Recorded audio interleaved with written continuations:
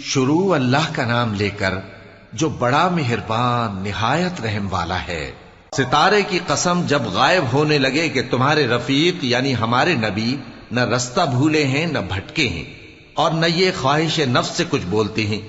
یہ قرآن تو ایک وحی ہے جو ان کی طرف بھیجی جاتی ہے، ان کو نہایت قوت والے نے سکھایا یعنی جبرائیل نے جو طاقتور ہیں۔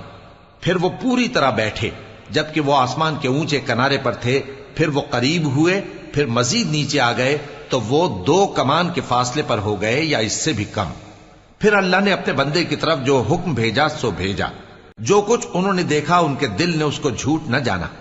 کیا جو کچھ وہ دیکھتے ہیں تم اس میں ان سے جھگڑتے ہو؟ اور انہوں نے اس کو یعنی جبرائیل کو ایک اور بار بھی اترتے دیکھا ہے سدرۃ المنتہا کے پاس۔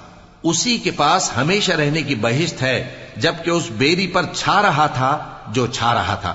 ان کی آنکھ نہ تو اور طرف مائل ہوئی اور نہ حد سے آگے بڑھی۔ انہوں نے اپنے پروردگار کی قدرت کی بہت ہی بڑی بڑی نشانیاں دیکھی۔ بھلا تم لوگوں نے لات اور عزا کو دیکھا اور تیسری مورتی یعنی منات کو؟ مشرکو، کیا تمہارے لیے تو بیٹے ہوں اور اللہ کے لیے بیٹیاں؟ یہ تو بہت ہی بے انصافی کی تقسیم ہوئی۔ وہ تو صرف نام ہی نام ہے جو تم نے اور تمہارے باپ دادا نے رکھ لیے ہیں، اللہ نے تو ان کی کوئی سند نازل نہیں کی۔ یہ لوگ محض خیال و گمان اور خواہشات نفس کے پیچھے چل رہے ہیں، حالانکہ ان کے پروردگار کی طرف سے ان کے پاس ہدایت آ چکی ہے۔ کیا جس چیز کی انسان آرزو کرتا ہے وہ اسے ضرور ملتی ہے؟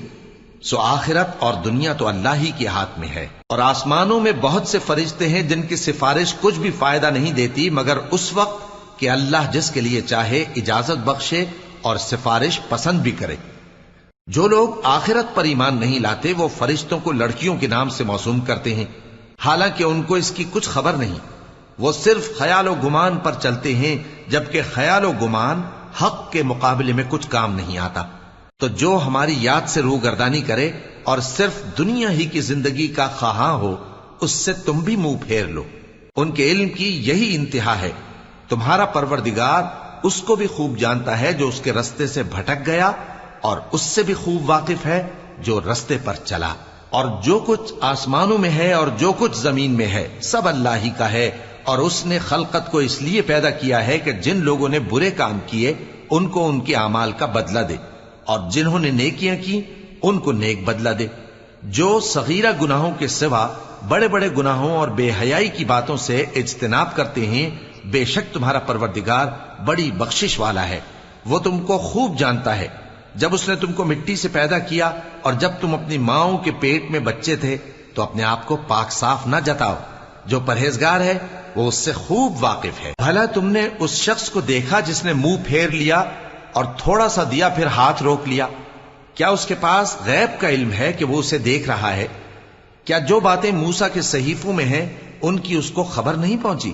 اور ابراہیم کے صحیفوں کی جنہوں نے حق کے طاعت اور رسالت پورا کیا، وہ یہ کہ کوئی شخص دوسرے کے گناہ کا بوجھ نہیں اٹھائے گا، اور یہ کہ انسان کو وہی ملتا ہے جس کے لیے وہ محنت کرتا ہے، اور یہ کہ اس کی محنت کا جائزہ لیا جائے گا، پھر اس کو اس کا پورا پورا بدلہ دیا جائے گا، اور یہ کہ تمہارے پروردگار ہی کے پاس پہنچنا ہے، اور یہ کہ وہ ہنساتا اور رلاتا ہے، اور یہ کہ وہی مارتا اور جلاتا ہے، اور یہ کہ وہی دونوں جوڑے یعنی نر اور مادہ پیدا کرتا ہے یعنی نطفے سے جو رحم میں ڈالا جاتا ہے، اور یہ کہ قیامت کو دوبارہ اٹھانا اسی کا ذمہ ہے، اور یہ کہ وہی دولت مند بناتا اور وہی مفلس کرتا ہے، اور یہ کہ وہی شیرا نامی تارے کا بھی مالک ہے، اور یہ کہ اسی نے عاد اول کو ہلاک کر ڈالا اور سمود کو بھی، غرض کسی کو باقی نہ چھوڑا، اور ان سے پہلے قوم نوح کو بھی۔ کچھ شک نہیں کہ وہ لوگ بڑے ہی ظالم اور بڑے ہی سرکش تھے، اور اسی نے الٹی ہوئی بستیوں کو دے پٹکا، پھر ان پر جو چیز چھا گئی سو چھا گئی۔ تو اے انسان، تو اپنے پروردگار کی کون کون سی نعمت پر جھگڑے گا؟ یہ پیغمبر بھی پہلے کے خبردار کرنے والوں میں سے ایک خبردار کرنے والے ہیں۔ آنے والی یعنی قیامت قریب آ پہنچی، اس دن کی تکلیفوں کو اللہ کے سوا کوئی دور نہیں کر سکے گا۔ اے کافرو، کیا تم اس کلام پر تعجب کرتے ہو اور ہنستے ہو اور روتے نہیں؟ اور تم غفلت میں پڑے ہو تو اللہ کے آگے سجدہ کرو اور اسی کی عبادت کرو۔